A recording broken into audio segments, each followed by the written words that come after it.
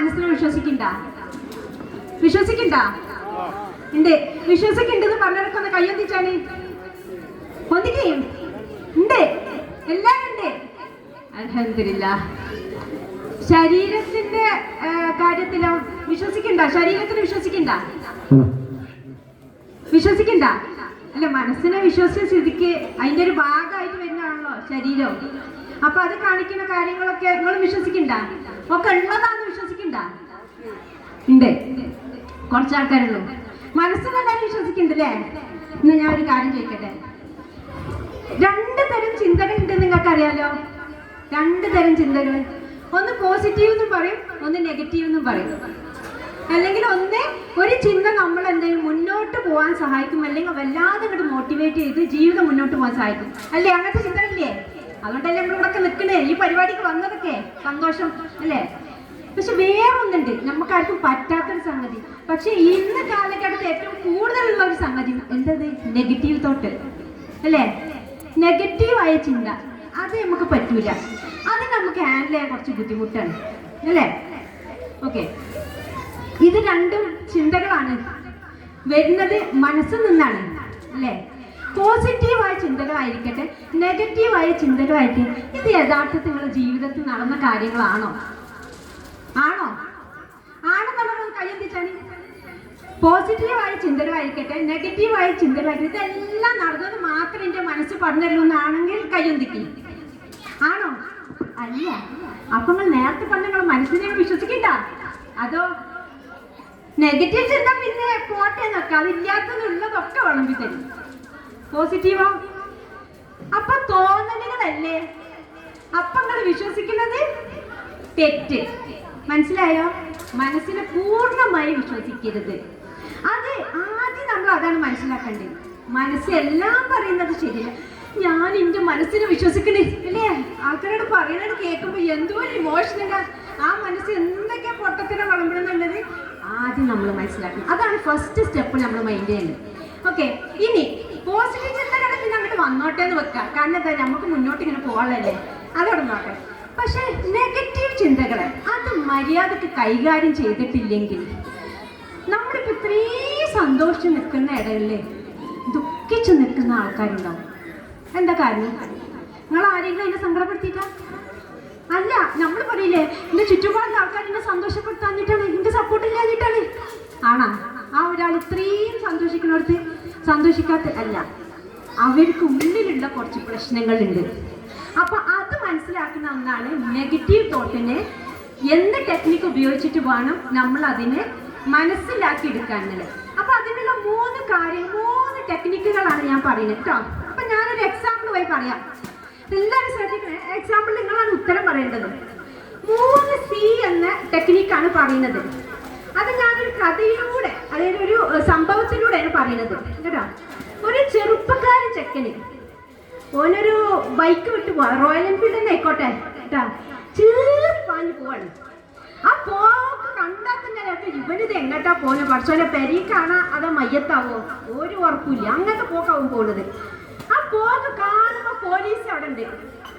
Police എന്താ ചെയ്യാ? കയ്യാട്ടി. അപ്പൊ നമ്മൾ ഉള്ളിലൊരു മനസ്സിൽ എന്താ തോന്നുക? അല്ലോ എന്താ പറ്റിയതാണ്? പിടിച്ച്, പോലീസ് പിടിച്ചു അല്ലേ? ഈ എന്നെ പിടിച്ചു അല്ലെങ്കിൽ പിടിച്ചു എന്നല്ലേ ഇംഗ്ലീഷ് എന്താ പറയാ? സിമ്പിൾ ആയിട്ട് സി വെച്ചിട്ട് എന്താണ്? ക്യാച്ച്. അപ്പൊ അതാണ് നിങ്ങൾ ആദ്യം ചെയ്യേണ്ടത്. ഒരു മനസ്സിൽ കൂടി ഇങ്ങനെ പോയിക്കൊണ്ടിരുമ്പോ ഈ ചീറി പാഞ്ഞു പോകുന്ന നമ്മൾ പറഞ്ഞല്ലോ, അതുപോലെ മനസ്സിൽ കൂടി പോകുമ്പോ ക്യാച്ച്, അവിടെ പിടിക്കാം. എങ്ങട്ടാ ഈ പോണേ? പോലീസ് ചോദിക്കൂലേ, ചോദിക്കാൻ മനസ്സിലുണ്ട്, എങ്ങട്ടാ ഈ പോണേ, എന്താ പരിപാടി? അതാണ് അടുത്ത സ്റ്റെപ്പ്. പോലീസ് എന്താ ചെയ്യാ? എടുക്കട്ടെ പേപ്പർ, എടുത്തൂടെ? എടുക്കട്ടെ, ബൈക്കിന്റെ പേപ്പർ ക്ലിയർ ആണെന്ന് നോക്കട്ടെ. അപ്പൊ എടുക്കും. ഹെൽമെറ്റോ? എന്താ വണ്ടിന്റെ കണ്ടീഷന്, എങ്ങട്ടാ പോണേ അല്ലേ? ചോദ്യം ചെയ്യല്ലേ? അപ്പൊ പോലീസ് എന്ത് ചെയ്തെന്നാ നമ്മൾ പറയാം? പഠിച്ചോനെ അങ്ങോട്ട് പോകണ്ടട്ടോ, അവിടെ എന്തോ ഒരു സി വെച്ചിട്ടൊരു വാക്ക് പറയും. അവിടെ ഒന്നുകൂടെ ആലോചിക്ക്, എന്തുണ്ടെന്ന്? ചെക്കിങ്. അവിടെ ചെക്കിങ് ഉണ്ട്, അങ്ങോട്ട് പോണ്ടാന്ന്. അപ്പൊ നമ്മുടെ മനസ്സിൽ ആദ്യം നമ്മൾ പിടിച്ചു കഴിഞ്ഞാൽ ആ തോട്ടിനെ നമ്മൾ എന്ത് ചെയ്യണം? ആ ചിന്തനെ ചെക്ക് ചെയ്യണം. എന്നുവെച്ചാല് തെലങ്ങും വലങ്ങും ചോദ്യങ്ങൾ ചോദിക്കണം. പേപ്പറൊക്കെ ചോദിക്കണം മാതിരി പോലീസൊക്കെ ചോദ്യം ചെയ്യില്ലേ, ഡിറ്റക്റ്റീവ് ചോദ്യം ചെയ്യില്ലേ, അതേപോലെ മനസ്സിന് എന്തിനാണ് ഈ ചിന്ത വന്നത്, എവിടുന്നാണ് വന്നത്, എന്താണ് ഇപ്പൊ ഈ നടന്നുകൊണ്ടിരിക്കുന്നത്, എൻ്റെ മനസ്സിൽ എന്ത് നടക്കുന്നു, എൻ്റെ ശരീരത്തിൽ എന്ത് നടക്കുന്നു, എൻ്റെ ഇമോഷനിൽ എന്ത് നടക്കുന്നു, ഇങ്ങനത്തെ പല ചോദ്യങ്ങളും ചോദിച്ചുകൊണ്ട് നമ്മൾ അങ്ങോട്ട് ചോദിച്ചിട്ട് വേണം പിന്നെ മുന്നോട്ട് പോകാനില്ല. ആ ചോദ്യം ചോദിക്കല്ലേ, അല്ലെങ്കിൽ പോലീസ് അവിടെ ചോദിച്ചു. മൂന്നാമത് വരുന്ന സ്റ്റെപ്പ്, പോലീസ് ഒരു കാര്യം വയ്ക്കും, കാര്യങ്ങളില്ലെങ്കിൽ മോനെ ഫൈൻ എടുത്തോന്ന് പറയും. അല്ല വലിയ അധികം പ്രശ്നം ഉണ്ടെങ്കിൽ പറയും പോലീസ് സ്റ്റേഷനിൽ നടക്കണം. ഇനി ഇതൊക്കെ ക്ലിയർ ആണെങ്കിൽ നല്ല രീതിക്ക് പോലീസ് ഒരു കാര്യം പറയും. എന്താ പറയാ, മോനെ ഇത് ഈ സ്പീഡിൽ പോകുന്നത്, ഭയങ്കര സ്പീഡിലാണ് മോനെ ഈ പോകുന്നത്. ചിലപ്പോൾ ഈ ചക്കിനെ അറിയാഞ്ഞിട്ടല്ല സ്പീഡ് പോകുന്നത് അറിയാം, പക്ഷെ അവരെ ശ്രദ്ധയിൽ നിന്ന് മാറിയിട്ടായിരിക്കും. അപ്പോൾ ഒരു മെച്ചോർഡ് ആയാലും നിങ്ങൾക്ക് പോലീസ് എന്ത് ചെയ്യും, മോനെ നീ സ്പീഡ് പോകുന്നുണ്ട്, ഈ പോക്ക് ശരിയല്ല, അതുകൊണ്ട് സ്പീഡ് കുറച്ചുകൊണ്ട് നീ പോവാ എന്നൊരു വാക്ക് പറഞ്ഞു കൊടുക്കും.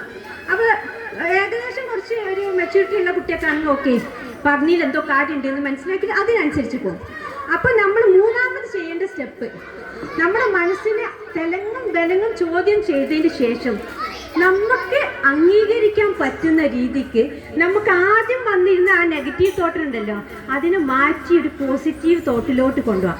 പൂർണ്ണമായിട്ട് മാറ്റാനല്ല പറഞ്ഞത്, ചെറിയ രീതിക്ക് മാറ്റാം, വീണ്ടും ചോദ്യം ചെയ്ത് മാറ്റാം, വീണ്ടും ചോദ്യം ചെയ്ത് മാറ്റാം.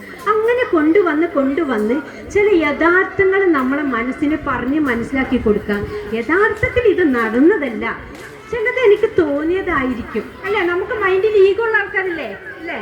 അപ്പോൾ ഒരുപാട് കാര്യങ്ങൾ തോന്നും. അപ്പം ഞാൻ പറഞ്ഞു എനിക്ക് പാട്ടാടാൻ പറ്റൂല, സ്റ്റേജിൽ കയറി മൈക്ക് എടുക്കില്ല, പാട്ട് പറ്റില്ല, അത് ആകെ പ്രശ്നമാവും, മൈക്കിൻ്റെ സൗണ്ട് ചിലപ്പം പോകും, ചിലപ്പോൾ ഇതിൻ്റെ ശബ്ദം പോകും, അല്ലേ? ഇങ്ങനെ 100 കൂട്ടം ചിന്തകളാണ് നമ്മൾ മനസ്സിൽ വരിക.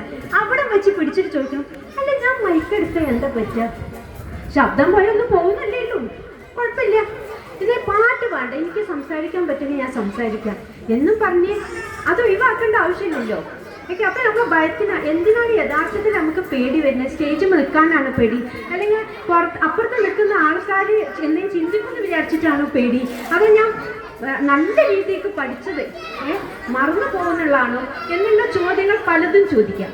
അതിനുശേഷം നമ്മളൊരു അവസാനത്തെ സ്റ്റേജായ ചേഞ്ച് എന്ന സ്റ്റേജിൽ വരുന്നത് മൈക്ക് എടുത്ത് നോക്കാം, എന്ത് സംഭവിച്ചാലും നോക്കിയാലോ, കുഴപ്പമില്ല, ഒന്ന് എടുത്ത് നോക്കാം എന്നുള്ളൊരു ഇതിലോട്ട് വരാം. പിന്നെ അതിന് പിന്നെയും മാറ്റാം, ഞാൻ പഠിച്ചതല്ലേ, ഒന്ന് പാടിയാൽ എന്താ, ഞാനൊന്ന് ആൾക്കാരെന്ത് വിചാരിച്ചാലുണ്ട്. അങ്ങനെ പല ഫോമാറ്റിക്ക് നമ്മളെ മനസ്സിനെ കൊണ്ടുപോയിട്ട് വേണം ഇതിനെ മാറ്റി അവസാനം ഞാൻ എന്തായാലും പാടും എന്ന ഒരു രീതിക്ക് നമുക്ക് കൺവേർട്ട് ചെയ്യാൻ.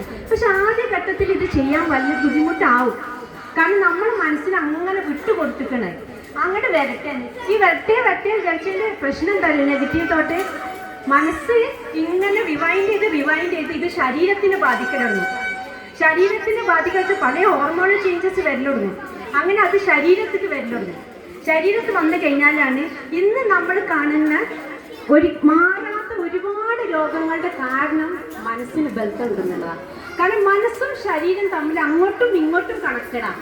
മനസ്സിന് പ്രശ്നങ്ങൾ വന്നു കഴിഞ്ഞാൽ അത് ശരീരത്തിനെ ബാധിക്കും ചെയ്യും, ശരീരത്തിന് പ്രശ്നങ്ങൾ വന്നാൽ അത് മനസ്സിനെയും ബാധിക്കും. നിങ്ങൾക്ക് കാര്യം പിടിയിട്ടല്ലോ, ഇത് ഒരുപാട് പറയാനുള്ള ആവശ്യം ഞാൻ അധികം ദീർഘിപ്പിക്കാൻ ആഗ്രഹിക്കുന്നില്ല. അപ്പം നമ്മൾക്ക് വരുന്ന നെഗറ്റീവ് തോട്ടിനെ അവിടെ പിടിച്ചു നിർത്താൻ ക്യാച്ച് എന്ന് പറഞ്ഞാൽ catch, check, change, 3 C, catch, check, change. ഈ 3 കാരണം കൊണ്ട് നമ്മൾ നെഗറ്റീവ് അറ്റ്ലീസ്റ്റ് മനസ്സ് പറയുന്ന എല്ലാം ശരിയല്ല എന്ന് മനസ്സിലാക്കാൻ നിങ്ങൾ പഠിക്കണം. എന്നിട്ട് അതിനെ വിചാരണ ചെയ്യാനെങ്കിലും നമ്മൾ പഠിച്ചിരിക്കണം. ഓക്കെ, അത് നമുക്ക് കഴിയാത്തൊരു അവസ്ഥ വരുമ്പോഴാണ് നമ്മൾ എക്സ്പേർട്സിൻ്റെ സഹായം തേടേണ്ടത്. അവരാണ് സൈക്കോളജിസ്റ്റുകൾ, അല്ലെങ്കിൽ ഹൈ ലെവലിൽ എത്തുമ്പോൾ മാത്രമേ സൈക്യാട്രിക്കൊക്കെ പോകുള്ളൂ. കൗൺസിലിങ്ങിന് വിധേയമായാൽ തന്നെ ഇത് നമുക്ക് നോർമലിലോട്ട് കൊണ്ടുവരാൻ വളരെ എളുപ്പമാണ് കേട്ടോ.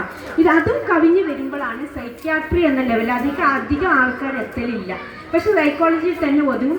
ആദ്യ ഘട്ടത്തിൽ നമുക്ക് നിയന്ത്രിക്കാൻ കഴിയുന്നില്ല, എനിക്ക് ചെയ്യാൻ കഴിയുന്നില്ല എന്നൊരവസ്ഥ മനസ്സിലാക്കി കഴിഞ്ഞാൽ തന്നെ നമ്മൾ ഇവരെ സഹായം തേടാം.